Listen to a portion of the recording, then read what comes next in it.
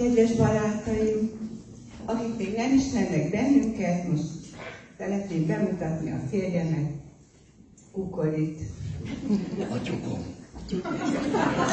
Oda vagyok.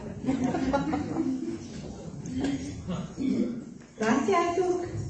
Kukori milyen nyalka legény. De a házi munkában nem elég serény. Bár a mese azt mondja, a tojásból lesz a csoda. Ó, bár lett volna eres hímből, inkább rántottam.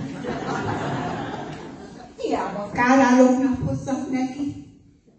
Az uram a kapirgálást nem szenvedi. Azt mondja, nemesebb feladatot kapott, hiszen minden reggel ő kelti a napot.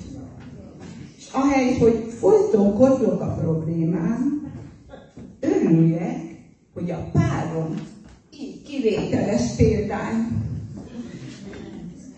Hát, Kukori bizony igen vérceg kakas, nagy taléjú, ékes torkú, már egy kissé nyakas.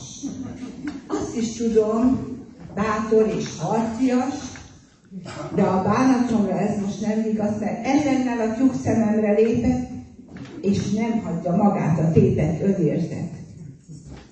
Amikor szemet vetettem magára, bízva voltam, a szerelemnek hála, de most már tele a begyem vele, hogy maga micsoda egy hereg, pöppeszkedik a szemétdombon, beszeg a háztartás, mind az én gondom.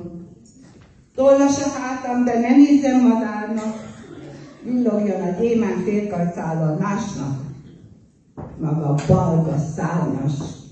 Azt hiszi, a kakaskodással sokra viszi. Ne szálljon el magától, kedvesen, mert lépjelhet bármilyen peckesen, repülni akkor is képtelen.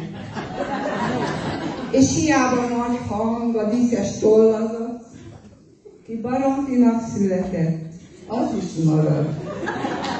A vége úgyis az lesz, hogy megy a levesbe. Szolgával, szárnyával vegyesbe.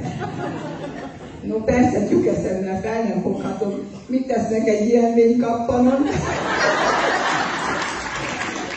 No de hát, nem esik jól az uzámnak, hogyha magával így zudarul bánnak, mert az udvaron innen és túl egy a mi sorsunk.